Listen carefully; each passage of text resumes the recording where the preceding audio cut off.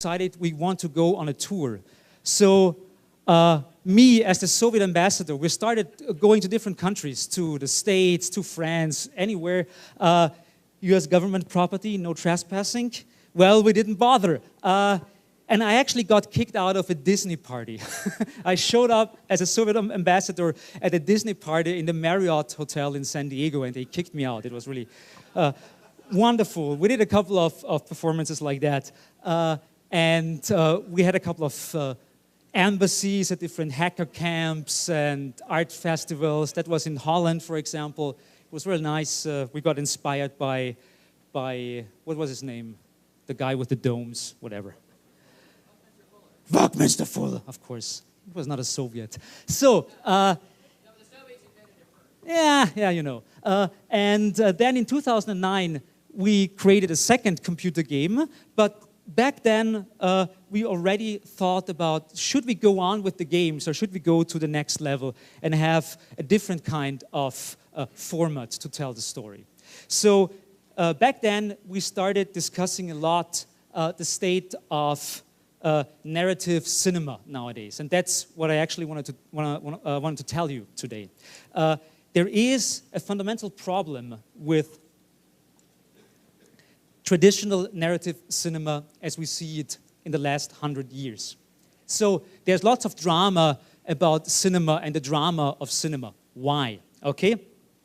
We at Monochrome, we like movies. Movies is a great medium. I never ever cried when I played a computer game, but I cried, you know, like a dying pig when I watched Titanic. Can you imagine? But still, I'm just picking that example because it's so horrible and so obvious at the same time. Cinema, like books, but cinema even more. Cinema is a very emotional medium. You embrace, you indulge yourself into another world, another universe. You sit there for 2 hours and you let the story guide you in a certain way and emotionalize you. We really like that. So the medium of the cinema is not dying. It's over 100 years old, but still it's out there. The problem we at Monochrome always had with the traditional narrative cinema of the early 21st century is the traditional narrative cinema of the 21st century is completely ignoring what's going on right now in our world and what's important about it. I'll show you. Movies are about action. You need movement that the camera can point at. You need action, explosions. You need love scenes. You need something that's happening in order to film it, to make it attractive for the medium of cinema. The problem nowadays is that we live in a world that is almost, in all the aspects that are important nowadays, completely deprived of things that can be filmed. What's going on? It's about the so-called displayability of what's going on nowadays. It's kind of easy to film a computer because a computer is really important nowadays. But it's boring. Why would I film a computer? The important stuff is going on in the computer, in abstract processes that cannot be told that can be told, of course, but nobody wants to tell those stories. So let's go on to the next slide. The movement I was talking about. There's a really great term by the French philosopher Gilles Deleuze, and he talks about the movement image. You need to film action to make something visible or interesting in traditional cinema. Traditional cinema is a great way to also spread ideas. So, for example, I mentioned before Titanic. Titanic, of course, is a multi-million-dollar film about dying people on a ship. At the same time, James Cameron told the story, and that's really important. Cameron told a story about two different people in the class structure of the early 20th century. So it's a love story between upper-class people and lower-class people, and that's actually the narration of the film. It's not all about the ship and how it's falling apart and people are dying. The emotional story is this love story between two members of different classes. And that's exactly what I'm talking about. We need stories, we need narrations that tell the stories of what's going on nowadays, and that's very important. Filming a movie about a bank robbery is pretty easy, and it will go on forever, yeah? But filming or creating a movie about the real crimes of the 21st century is pretty hard, because the real crimes of the 21st century look like this. The real crimes are abstract algorithms somewhere in the data systems of our world. That's what's defining what's going on nowadays. That's what should emotionalize us, but it's not going on because nobody is telling those stories. There are, of course, documentaries. There are people like the Yes Men trying to break it down in interesting bits and snippets, yeah? But still, we need more movies, because movies are a mass medium, an emotional mass medium that tell the story of that crime, what's going on. There are hardly any movies, I mean, like there are almost 1 billion people using Facebook. Why there is almost no Facebook or interaction on social networks like Facebook in movies? Of course, to a certain extent, that's boring. It's boring filming Facebook, or you end up with a suit or something because you film a website and you don't, whatever, yeah? But what I mean is that the stories of Hollywood are still the same that were told in the 1920s. What the fuck? What's going on? There should be a new era right now of movie makers and filmmakers and creative people who take the everyday life they live in. And I mean, my life is 60% online, yeah? Why is that not shown? Of course it's hard. Of course you have to find special ways to tell those stories. Maybe it's a fairy tale, maybe it's a fable or something. Of course those abstract formats here, they can't be reduced to like a simple filming what's going on. It doesn't work that way, yeah?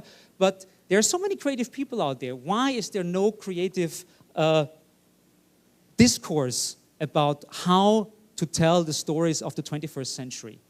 So we need to tell all those love stories and crimes and dramas that are actually abstract, but they're actually creating our lives and we create them. So how can we do that? There is a quote from the Internationale. It's called, "To be nothing, don't carry it any longer." And to a certain extent, I think that's true for cinema. Because the traditional narrative cinema is getting more and more obsolete over the years. And that's bad. Brecht, nice guy, I hope you like him, in the 1920s, 1930s, he actually said something really true. He said that an image of a factory, a Krupp factory, does not explain how the factory of Krupp is working. And that's exactly what I'm talking about. Filming a computer is not explaining how the computer works. Filming the Wall Street bull is not explaining how Wall Street works. We need to find ways to make those abstract things graspable for regular people out there who want to cry about that shit. They want to cry about that stuff like they want to cry about Titanic. But there is no one trying to make that stuff accessible for them. And then they're talking about eggheads and stuff like that. It's true to a certain extent because there are no people out there trying to pack all that complex material into interesting stories that people want to consume. And I'm really saying want to consume. Good. All those stories have to be like modeled and remodeled and shaped in a certain way. I think many people out there have ideas about that. I think that you should write screenplays and not the guys in Hollywood, or at least you should be the advisors for those guys in Hollywood. I mean, the film about Facebook was pretty much okay like 2 years ago, but it's a film about pretty much the rivalry of two guys. It's not telling a lot about how global capitalism nowadays works and why Facebook is so big nowadays. Okay, so be aware. And that's why I'm telling you the story, because we, 2 years ago, 3 years ago, we decided that we want to try it. Because nobody tries it, so why not we? Let's start with it. So you have to be aware, if you want to make a movie, you easily sell your soul. Movies are big, complex processes. You need a lot of money. You need many, many people working on it. And over course, you can probably easily lose the track. You probably fail doing it, but that's not the reason not to do it. There is the danger of getting investors who don't understand what you're doing. There's the problem that some investors might want to break down your message into a more consumable format. There are many problems. There are the problems of that some stuff is actually really hard to display. But we were thinking about that when we came to the end of the computer games we did about Soviet Unterzögersdorf. And we said, why not taking this like crazy idea of the Soviet Unterzögersdorf guys in the middle of nowhere and using that as the basic setup to tell a story about the digital age, about the 21st century revolutions and the stuff that's driving society, but nobody tells movies about that. Why not taking these obsolete Soviet people and make them save the world of the 21st century? That's pretty much what we tried. So the film is called Zulu, and it's actually not about the Soviet guys, but the Soviet guys are very important in the film, but it's about the United Nations, because the United Nations, we thought, is a really important figure in global politics, but at the same time, it's the big failure of global politics. I'm so happy that the UN exists, but at the same time, the UN did so many things wrong in their existence that I can't even start talking where, okay? So what we did is, we created a United Nations camp between the free world and the Soviets. And that's the camp that is pretty much like the main characters in the film are those United Nations guys sitting in the camp, and they have nothing to do, really nothing. For example, that guy, that's the Scottish UN soldier. He built himself his own whirlpool out of he just dug a hole in the mud and put a barrel into it and heats it and has he's kind of like the maker in the film, and he remade this vacuum cleaner so he has the bubbles in the whirlpool. So that's what they're doing for 5 years. They're sitting there, nothing to do for them, and they're only there because, well, they have problems with authority, they're drunkards, they did some shitty stuff in Kosovo nobody wants to talk about. So that's why they are there. And they never ever saw a single Soviet. So they're just there and doing their job, which is doing nothing. But suddenly, in the beginning of the film, there's a giant explosion on the horizon in the Soviet country, in Soviet Unterzögersdorf. And that's when the story starts. So the UN guys have to find out what is going on. For the first time ever, they have to do their job.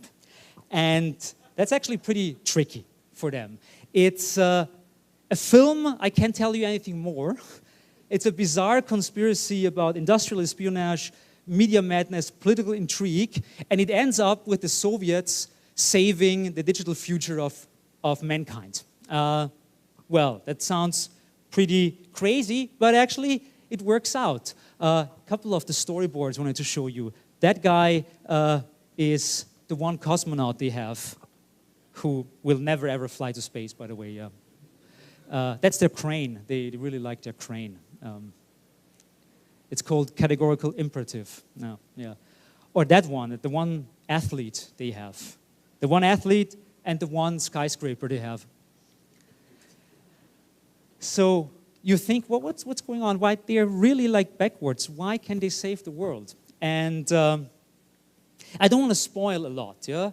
But over time you find out that those Soviets actually understand the way that the digital world works way better than the media conglomerates, United States, espionage people, whoever. So they kind of they are like the hackers of the 21st century. And only because their utopia failed so big in the 1990s that the Soviet dream collapsed because it was like a whale that stranded on a beach and killed itself. only because they're so unimportant nowadays. They have this like remaining utopia left in their soul that they can finally kind of like play out their trump and their trump card and save all our future, including WikiLeaks. We have great filming locations that really exists. We didn't Photoshop that. We did a little bit of Photoshop here. We have to, of course. And we have nice props. That's actually from the Stasi Museum in Berlin. So we were like trying to get interesting stuff.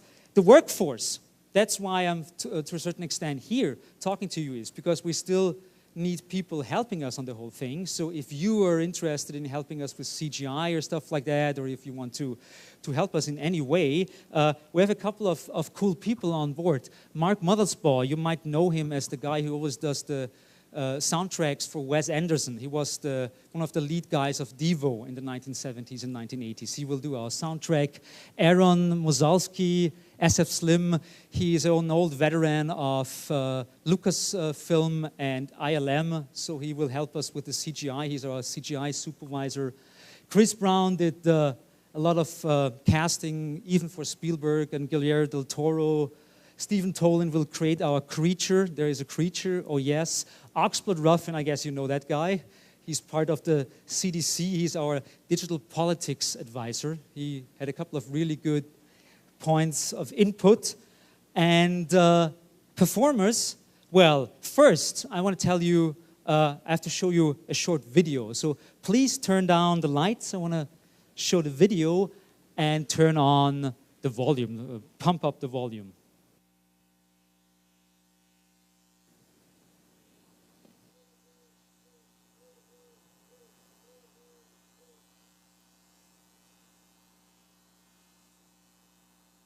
Welcome, ladies and gentlemen, to our glorious home country of Soviet Unterzegersdorf. This is Ambassador Khrushchev. This is Blogger. I blog. Our little country is a proud one because we are the last Soviet republic on the planet. We are in Central Europe, located there. Yeah.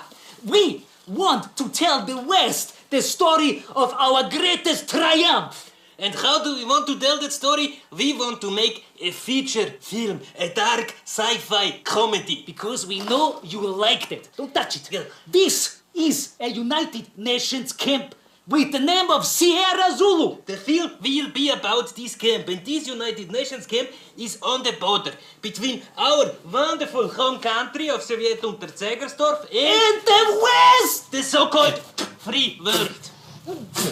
Here it is in a symbolic fashion. Kick it, destroy it, crack it open. Free market wankers. We hate you, but we need you. Why do we need you? The internet is made for corn and crowdfunding. And we need money from the internet, so we also have a cat. Yes. We attracted a number of glorious actors already. They signed us letters of intent. They cannot say no any longer. It is Robert Picardo, a doctor. We have Amber Benson. She was a lesbian on Buffy. This is the WAS, Fruit Computers. We have... What is his name? Jello Biafra. He was a punk singer indeed. And... This guy, nobody recognizes him because he was a Ferengi on Star Trek. His name is Max Prudenchik, the Rom. Yes. From Star Trek Deep Space. Top Space Voyager. Yeah, and... We want your money, and we have to say, please. Because we cannot force you. Good night.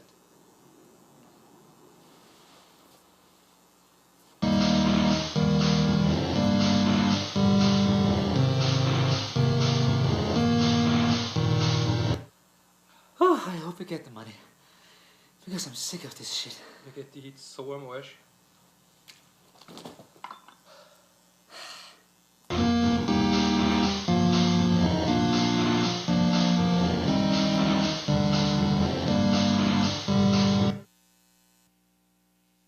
Okay, so,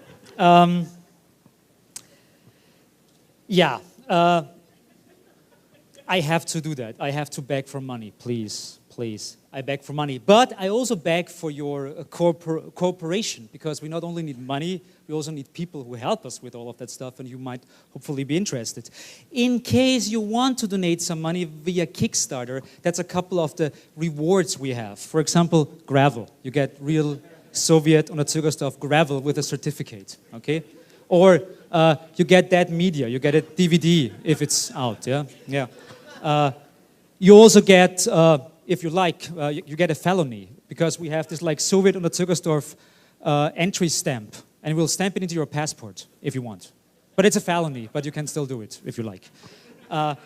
And if you pay the top level, you not only get a party, a communist party, you also get me eating a pint of my own blood. So, yeah.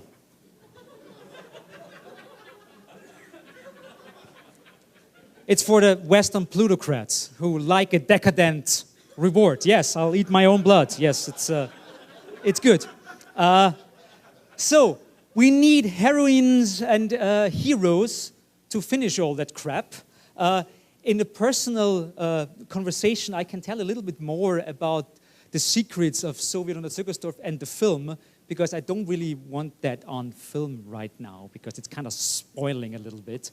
But still, our interest in doing that whole project is taking a really silly story as the medium to deliver a pretty serious message. So we want to talk about intellectual property. We want to talk about the ways the power elites work on the planet, the way how international relationships are dominated by corporations and very strong key figures on the planet. So we kind of want to break down the network structure of the power elites, project that onto Soviet Unterzügersdorf and the small UN camp, and tell a fable or tell a fairy tale about what's going wrong nowadays and how we can probably fix it. So that's our big goal. I hope we will succeed doing that.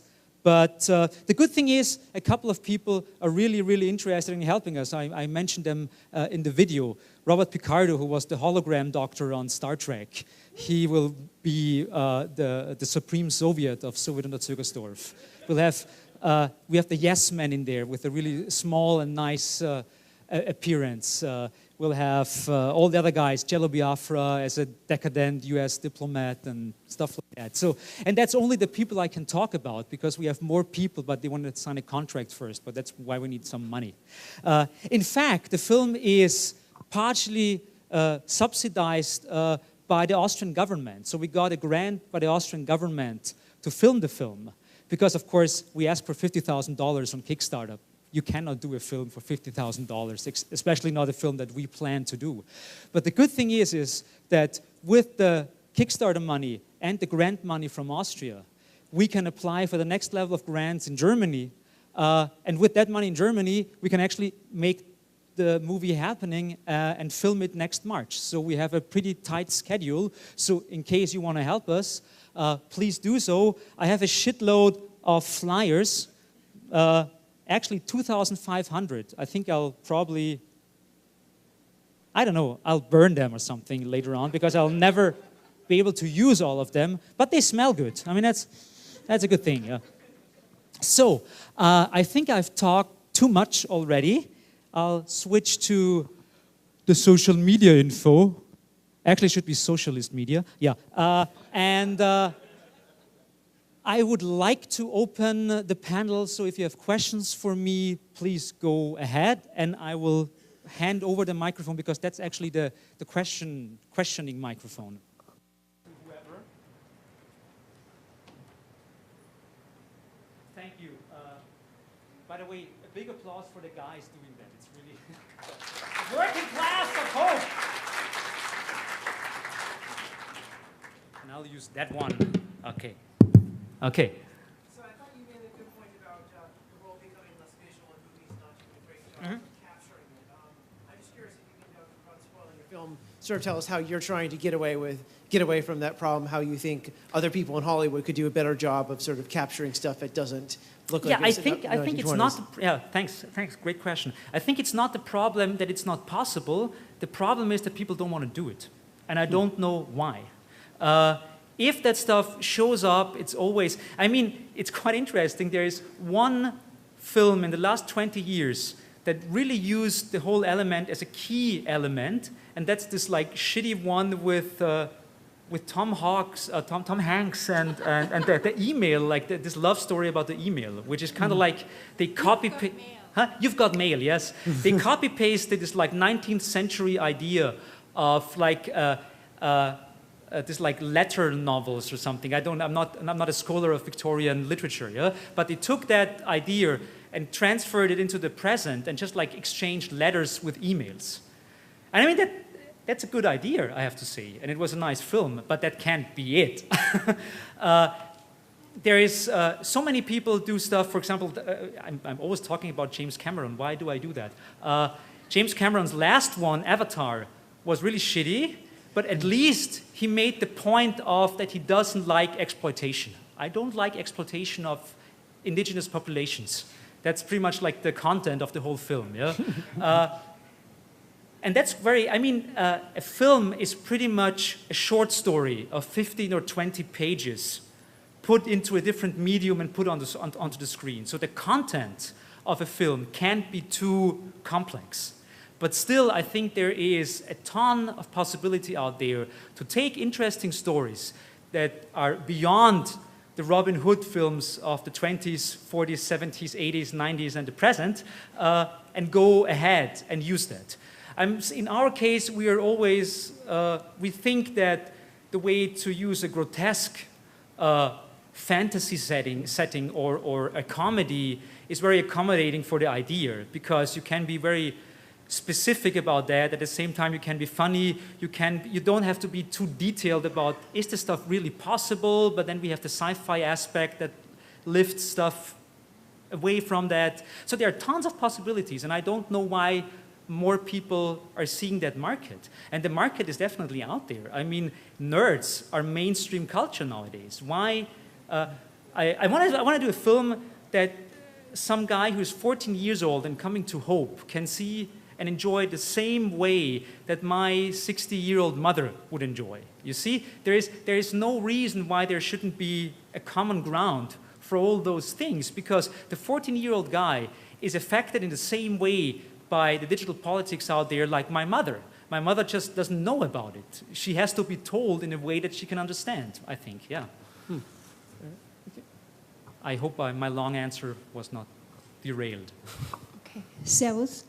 I think I have an answer to that. And okay. It has to do with something I've noticed. I'm from Austria too, but I've lived here for a while, so I've had opportunity to compare. Okay. And one of the things I've noticed is there's a system here, and it's very old. And I believe what's taking place here is a generational ceiling, not a glass ceiling, a generational ceiling. Let's take James Cameron, for example. His generation, I don't believe that's the generation that uses the media to the extent that younger people do.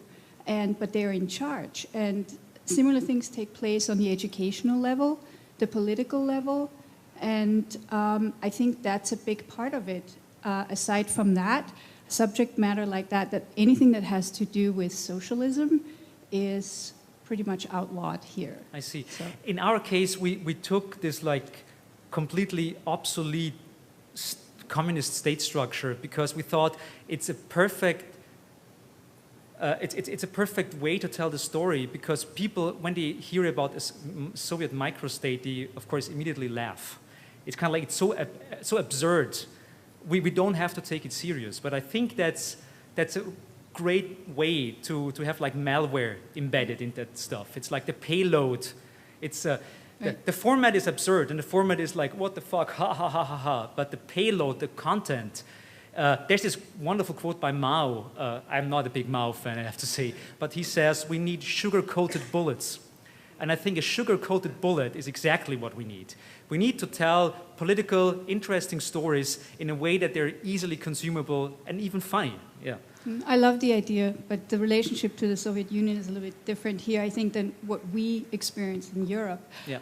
What it reminded me of a little bit, too, was Asterix and Obelix with the Gauls and the Romans. Definitely, definitely. A very European thing. I've met Americans who have never heard of Asterix, which is kind of shoot yourself. But then again, it makes sense because Asterix, from a political level, Asterix came up in the 1960s, and it's heavily based and grounded in French anti-Americanism of the 1960s. Of course, Asterix is a film about the Gauls who fight against the Romans, but of course it's France fighting the domination by America. So you always, even in Asterix, Asterix is a very political story. At least it was in the beginning, and then it kind of dried out, I have to say. And I'm not in favor of anti-Americanism, I have to say. That's bullshit. Yeah. No, really, really, because anti-Americanism always ends up in this like crazy anti-Semitism of like the East Coast Jews running the world and all that bullshit. There's an upcoming leftist critique in Europe, and they almost sound like they're Nazis, because like the Jews, they're running the world, blah blah blah blah blah blah blah. Of course, that's happening here too, but there's a tendency in European countries to be very anti-America, and they think they're anti-capital, but no, they're only anti-America, and they're stupid anti-Semites. They're not criticizing capital because they can't even grasp how global capitalism is working. You cannot take global capitalism and find a scapegoat for, I mean, I'm part of capital. We are all part of capitalism. That's the problem of it. It's not, you can't find the 5 people who are in charge of that the world is bad. We are all part of it. That's the big disillusionment I have discovered in the last couple of years. Okay, any more questions? If not, I'll get a beer. Okay, thanks a lot for listening to me. I only had, like 40 minutes or something like that. In case you want to learn more, go to our website, drop in a couple of bucks. And tomorrow, there's a photo opportunity because the Soviet ambassador arrived today on a cargo ship. So he will be here tomorrow, and you can shake his hand. Good night.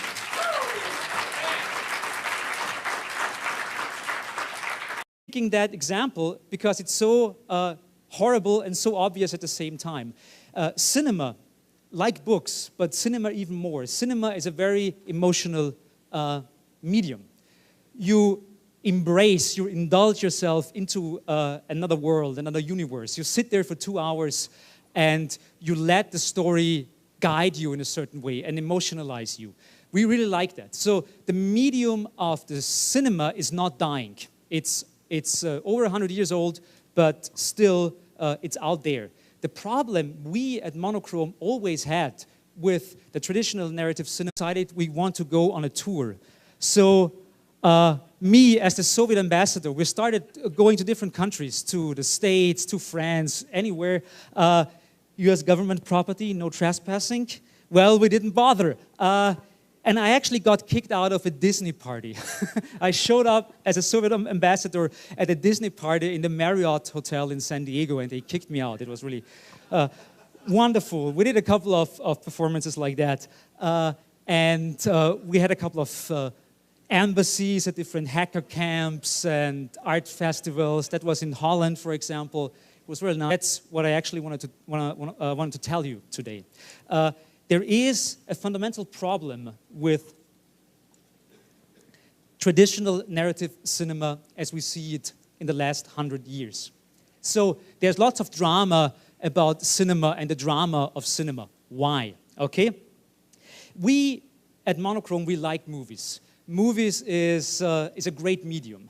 I never ever cried when I played a computer game, but I cried, like a dying pig when I watched Titanic. Can you imagine? But still, I'm just nice. We got inspired by what was his name? The guy with the domes, whatever. Buckminster Fuller, of course. It was not a Soviet. So. Yeah, you know. Then in 2009, we created a second computer game, but back then, we already thought about, should we go on with the games or should we go to the next level and have a different kind of format to tell the story? So back then, we started discussing a lot the state of narrative cinema nowadays. And the theme of the early 21st century is the traditional narrative cinema of the 21st century is completely ignoring what's going on right now in our world and what's important about it. I'll show you. Movies are about action.